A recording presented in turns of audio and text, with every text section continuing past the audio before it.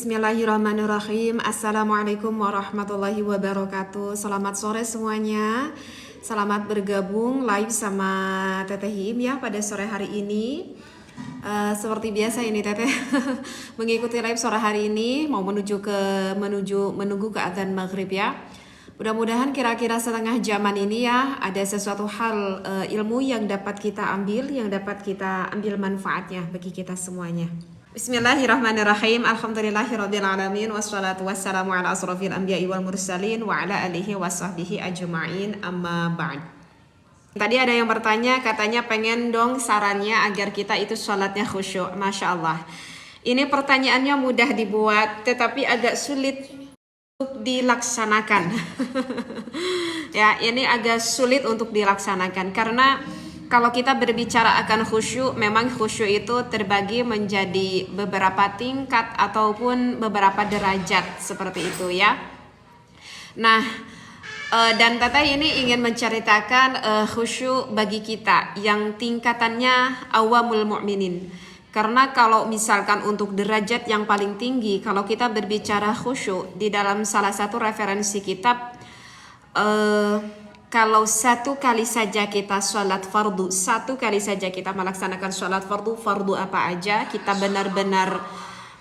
itu benar-benar khusyuk gitu ya pada Allah, maka itu sudah bukan derajat orang seperti kita gitu ya. Itu kemungkinan besar derajatnya ya sudah tingkat waliullah. Maka itu Masya Allah. Berarti ini sangat sulit sekali dijawab. Maka mungkin Teteh akan sedikit memberikan saran yang mana ini cocok bagi kita ya. Kalau kita ini kan ya awamul mukminin lah kalau kita ini. Maka kalau kita berbicara khusyuk itu kan hudurul qalbi ya. Jadi ketika kita sholat itu harus ada hadir hati. Ketika kita sholat itu harus ada hadir hati ketika kita itu mengerjakan pekerjaan di dalam sholat. Baik ketika rukuknya, ketika sujudnya, ketika takbiratul ihramnya dan lain-lainnya seperti itu. Maka tips yang pertama kan ini Teteh temukan ini di dalam kitab Fathul Mu'in. Jadi diusahakan kalau kita itu sedang sholat mulai dari kita takbiratul ihram sampai kita salam ya, berarti di takbiratul ihram nanti ada berdiri, ada rukuknya, ada intidalnya, ada sujudnya sampai kita salam.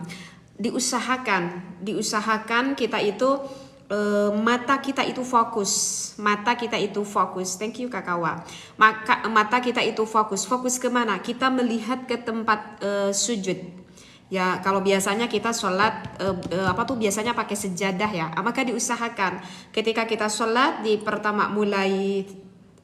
pertama kita sholat berdiri, rukuk, sujud, usahakan kita itu mata kita melihat akan tempat sujud kita. Atau kecuali kalau kita tasyahud ya. Kalau ketika kita sedang tasyahud kan asyhadu an la ilaha illallah. Nah, ketika kita mengucapkan lafaz la ilaha illallah, kan kita suka begini telunjuk kita ya.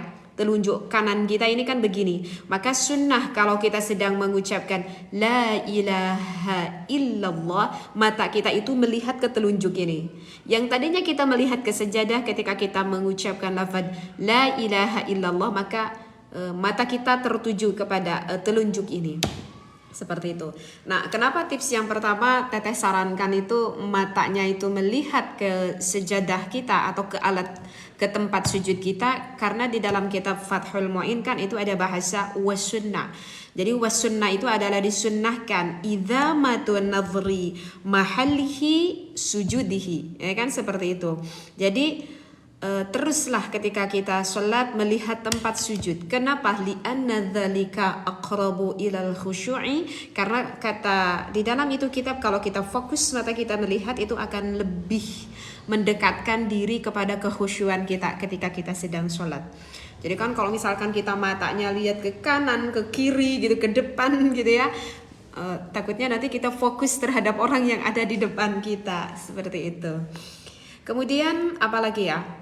Bisa membantu juga sholat kita khusyuk. Cobalah kita belajar di dalam sholat itu kita bertadabur. Bertadabur ya berarti kita harus memaknai gitu. Teh kalau aku lebih khusyuk kalau pejamkan mata, gimana teh? Makruh. Kakak Aisyah itu makruh. Justru tidak bagus kalau misalkan kita sholat matanya tertutup merem gitu. Itu justru kurang bagus kakak.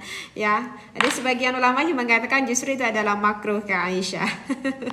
Bagusnya ya kita fokus aja seperti itu.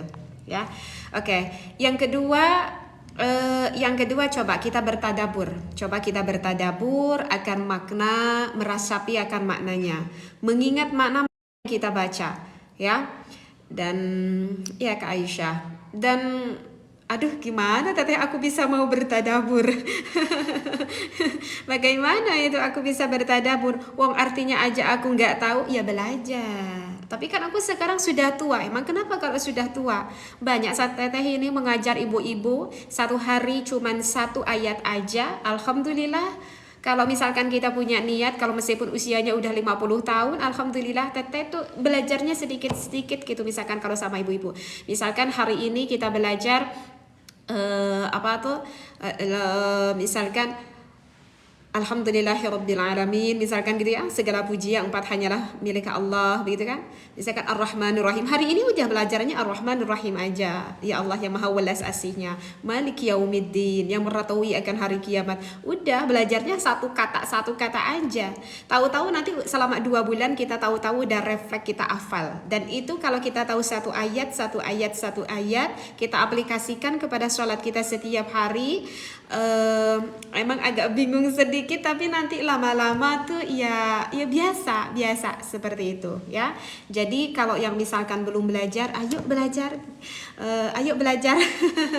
Meskipun kita udah merasa agak usia cukup sepuh seperti itu ya, belajar ya. Meskipun tidak terlalu memahami akan isi maknanya, minimal lah sedikitnya kita tahu artinya. Jadi bagusnya ketika lidah kita mengucapkan misalkan Allahumma hdini fi man hadait, lidah kita mengucapkan Allahumma hdini fi man hadait, gitu kan ya.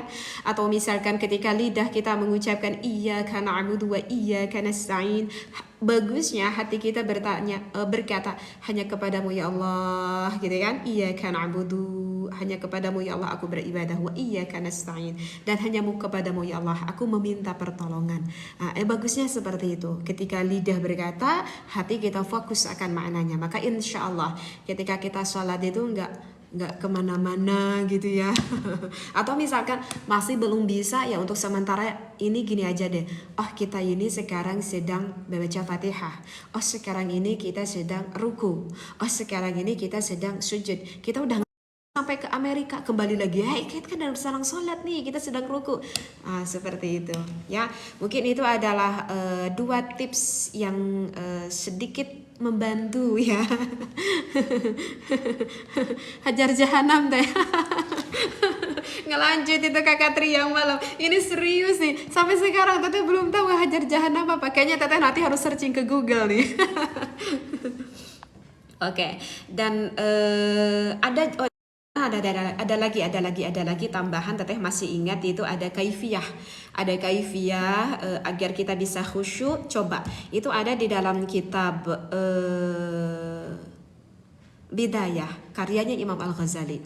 Jadi kalau misalkan kita sebelum melaksanakan sholat, coba kita membaca surat An-Nas ya.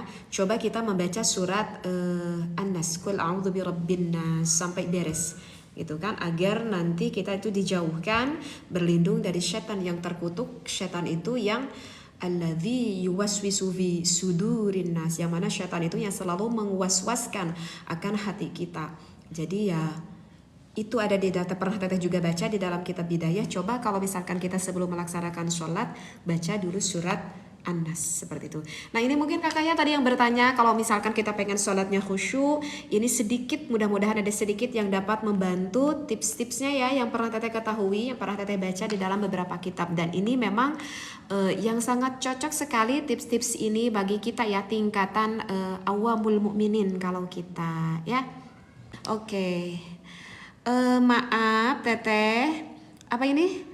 Asal usul ilmu arud. itu teh. Oke, Masya Allah. Asal usul ilmu arud. Ini teteh inget sama guru teteh ini. Teteh inget sama guru teteh ini Ajengan Mukhlis. Ya sama-sama kakak Aisyah. Teteh inget nih sama guru teteh ini Ajengan Mukhlis. Dulu ini guru teteh sering sekali menceritakan akan kehebatannya seorang sosok ulama yang bernama Imam Khalil seperti itu. Jadi penemu ilmu arud itu atau ilmu sastra syair bahasa Arab itu adalah beliau, namanya kakak siapa tadi yang bertanya dulu, lupa lagi namanya. Itu namanya adalah Imam Khalil. Itu adalah namanya Imam Khalil. Itu nama aslinya Al-Khalil bin Ahmad bin Amru Al-Farahidi. Itu nama asli beliau, Imam Khalil itu. Nah, diceritakan ini Imam Khalil, Masya Allah, ini Imam Khalil begitu luar biasa sekali ilmunya, sangat luar biasa sekali. Itu tersohor banget, tersohor cerdasnya gitu ya, tersohor sangat cerdasnya banget ini Imam Khalil seperti itu. Dengan berbagai ilmu, dia itu banyak menguasai berbagai ilmu. Dan kelebihannya ilmu beliau itu ada di dalam ilmu gramatika Arab ya, di dalam nahwu sorof dan juga ilmu-ilmu lainnya sih banyak dia juga ketahui. Nah, sampai pada zaman itu sohor nih ceritanya tuh, Imam Khalil itu sohor akan kepintarannya, kecerdasannya. Nah, pada suatu ketika akhirnya Imam Khalil itu mempunyai seorang murid yang bernama Imam Shibaweh. Nggak ada. Oke, lanjut lagi. Akhirnya ini Imam Khalil diceritakan punya seorang murid yang bernama Imam Shibaweh. Masya Allah. Ini Imam Shibaweh juga sama, ini muridnya ya, muridnya Imam Khalil. Tersohor sosok murid yang begitu sangat cerdas, luar biasa sekali. Akhirnya ini Imam Shibaweh juga tersohor akan kepintarannya, kecerdasannya, bahkan sampai-sampai masyarakat itu sekarang beralih jadi banyak ngajinya itu ke Imam Shibaweh gitu ya. Jadi kayak agak sedikit terlupakan lah Imam Khalil seperti itu.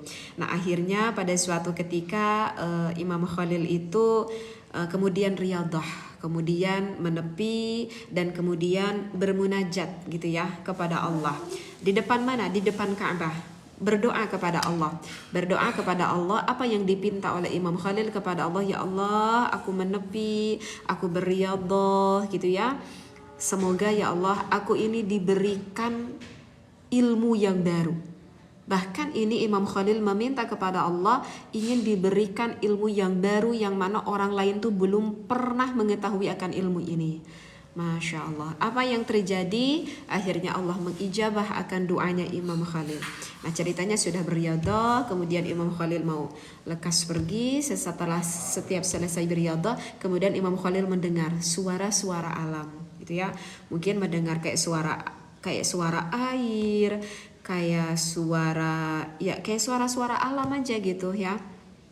Kayak suara alam sekitar gitu, suara angin, suara burung, suara tetes-tetes air. Nah, di sanalah Imam Khalil akhirnya menemukan ilmu baru. Terbukalah bagi Imam Khalil sebuah ilmu, yaitu ilmu yang membentuk syair-syair Arab seperti itu ya, dengan wazan-wazan syair Arab. Dan beliau menamai ilmu barunya ini, syair-syair Arab ini, dengan ilmu arud seperti itu. Nah, kenapa sih diberi nama akan ilmu arud? Kenapa diberi nama ilmu arud? Karena sebetulnya arud itu adalah nama suatu kota. Kalau sekarang kita mengenalnya kota Mekah. Kalau dulu pada zaman Imam Khalil, kota Mekah itu diberi nama dengan kota Arud. Seperti itu. Jadi maksudnya Imam Khalil itu bertapaul akan suatu kota Arud itu, kota Mekah itu, karena beliau bermunajat, berdoa kepada Allahnya itu di kota Mekah di depan Ka'bah. Jadi itulah asal usulnya ilmu arud. Sebetulnya arud itu adalah nama kota yang sekarang kita kenal dengan nama kota Mekah. Gitu kakak. Itu teteh masih inget itu cerita itu yang disampaikan dulu oleh guru teteh ketika waktu teteh di pondok kakak, seperti itu. Kakak Wage itu ngobrol-ngobrol udah pernah beli kopinya belum? Coba dong kopinya ya. Biar nanti ketika Kakak Wage minum kopi terasa hangat tuh, terasa dekat nih sama si Teteh ini minum kopinya ya. Ayo dong minum nih kopinya nih. Ada cocok untuk Kakak Wage. Mau lanang jagat, mau jimat lanang, lanang godek semuanya asik gitu ya Kakak Wage. Oke, ini ada siapa nih? Ada Kak Sensi nih. Teteh, saya mau berangkat haji tapi kok diminta bayar dam. Oke, makasih jawabannya Teh, sama-sama Kakak. Teteh di Bandungnya di mana? Kakak Haji Nenden Kakak sepertinya sama orang Bandung ya. Teteh dari Cicaleng Kakak Haji Nenden. Kak Hajah Nenden. Teteh dari Cicaleng Kak. Wilujeng Kakak dari mana?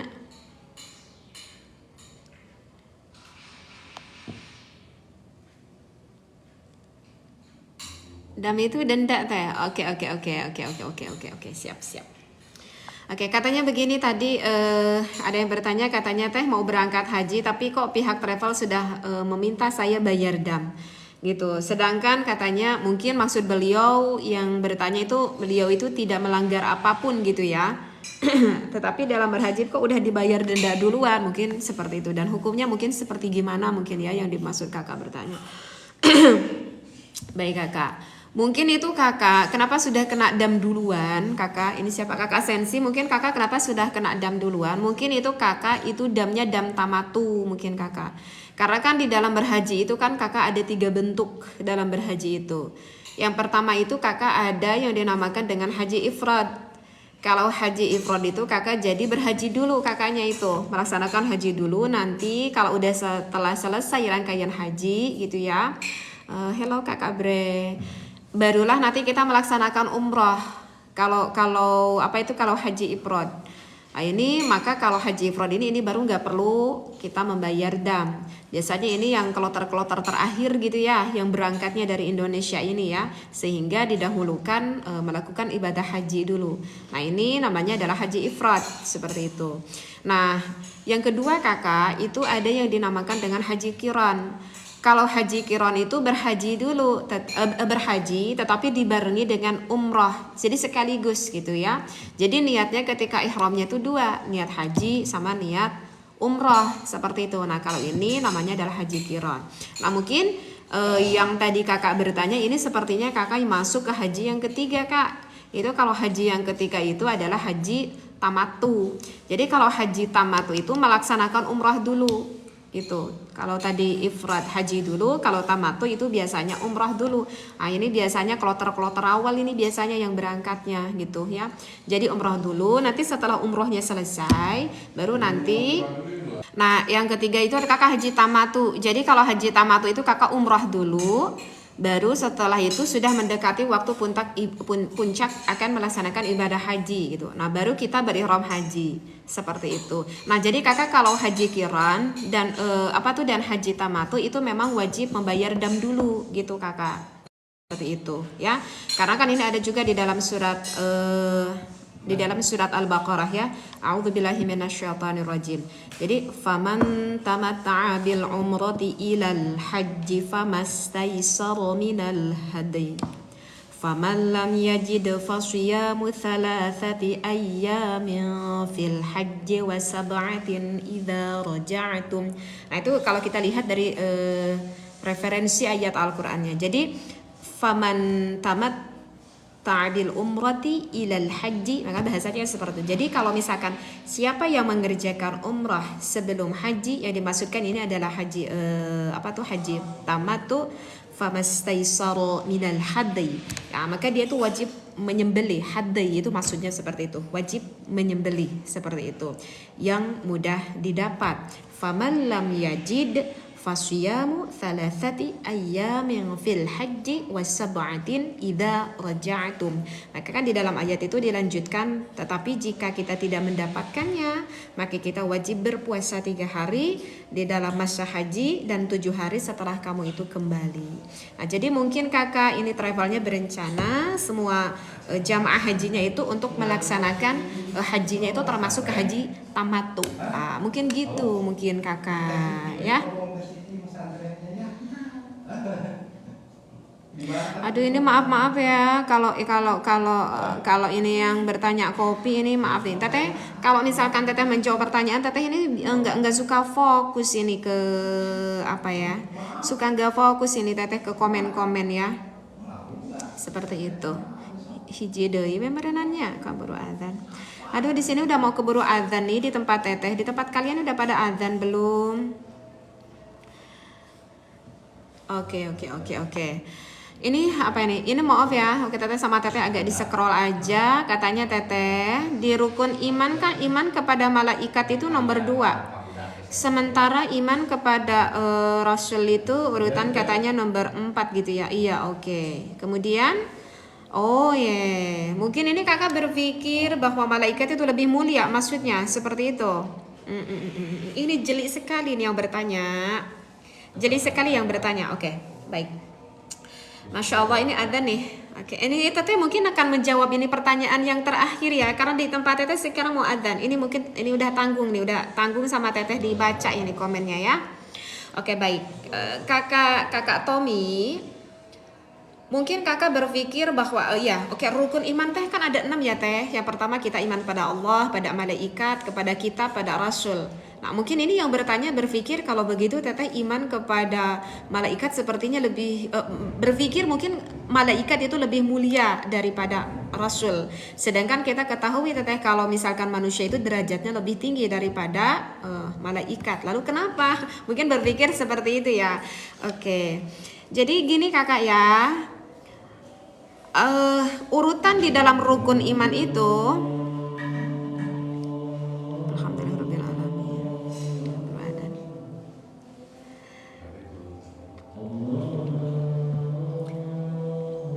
Alhamdulillahirrahmanirrahim. Adzan, kita dengarkan adzan dulu. Mungkin sudah mendengarkan adzan, Teteh menjawab dari kakak Tommy ini. Udah ini mungkin Teteh harus pamit undur diri dulu ya, karena udah adzan maghrib. Mohon maaf banget ya Teteh live-nya agak kesorean. Alhamdulillahirrahmanirrahim. Baik, kita lanjut lagi ya. Mungkin ini Teteh mau menjawab dari pertanyaan kakak Tommy, tapi sudah ini mungkin Teteh harus pamit undur diri dulu ya, karena kan adzan maghrib ya. Teteh jawab dulu karena tanggung, kasihan ya. Baik.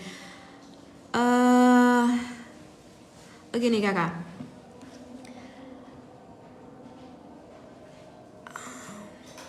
Jadi kakak, urutan di dalam rukun iman itu kakak itu tidak serta-merta menjelaskan akan urutan kemuliaan gitu loh kakak. Jadi bukan berarti berarti yang kedua iman kepada malaikat, berarti malaikat itu yang lebih mulia. Bukan urutan tentang kemuliaan. Bukan seperti itu kakak.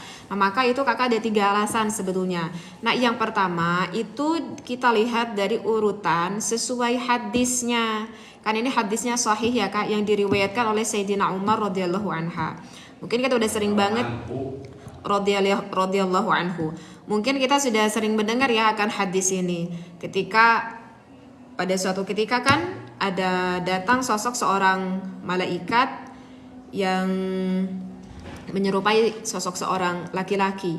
Kemudian menghampiri baginda Nabi Muhammad SAW. Dan di sana tuh banyak sekali para saksinya. Di sana juga ada para sahabat-sahabat yang lainnya. Kemudian malaikat tersebut berkata kepada baginda Nabi Muhammad SAW,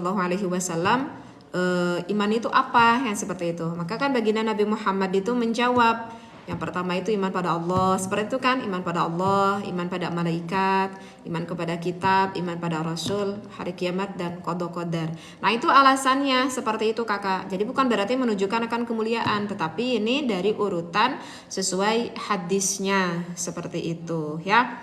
Ya sama-sama kakak Wageng, monggo kak. Teteh juga sebentar lagi udah mau pamit undur diri ya kakak Wageng. Kemudian yang kedua itu akan menunjukkan akan tertibnya itu tertib ijadi, bahasanya tertib ijadi, yakni itu adalah urutan di dalam penciptaan ataupun di urutan di dalam terciptanya. Jadi Allah itu lebih mendahulukan menciptakan malaikat daripada menciptakan manusia. Jadi malaikat dulu Allah menciptakan, setelah Allah menciptakan malaikat, lalu lantas Allah menciptakan para rasul, seperti itu ya. Yang dimaksudkan itu adalah para manusia, seperti itu. Nah itulah kita lihat dari urutan itu, seperti itu ya. Di luar negeri. lagi merantau, kakak awak geng, meskipun kakak di luar negeri kakak tetap bisa beli kopi ini. Kan itu ada nomor WhatsApp-nya kakak awak geng. Itu nomor WhatsApp-nya yang ada di bawah foto profile. Jadi kalau kakak awak geng mau beli ini kopi, kakak tetap bisa. Ayo, alasan apa lagi? Ayo kakak, di luar negeri juga tetap bisa beli kopinya. Bisa kan? Atau udah sering banget kirim ke luar negeri ya kakak awak geng. Oke, ini sekarang untuk yang terakhir. Alasan yang terakhir itu adalah menunjukkan akan tartib risalah. Jadi tartib risalah itu adalah jadi urutan pengutusan. Kan Allah itu mengutus malaikat menyampaikan wahyu Allah yang kemudian menjadi suhuf, menjadi kitab seperti itu, ya.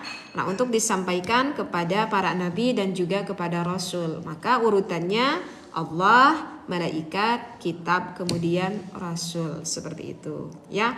Aduh, masya Allah, kayaknya udah nih, teteh nggak bisa melanjutkan lagi live teteh ya, insya Allah. Nanti deh live-nya agak awal ya, live-nya itu agak awal. Barangkali ada yang mau bertanya, insya Allah nanti kita lanjut lagi. Ya mudah-mudahan deh nanti teteh live-nya bisa lebih awal ya. Biasanya teteh live jam 9, mudah-mudahan nanti jam 8 teteh sudah bisa mulai live sebelum teteh berjualan kopi. Maka kita berbincang-bincang aja dulu dari sesuatu hal yang dapat ada manfaatnya. Mungkin ya, wallahu a'lam. Wassalamualaikum warahmatullahi wabarakatuh.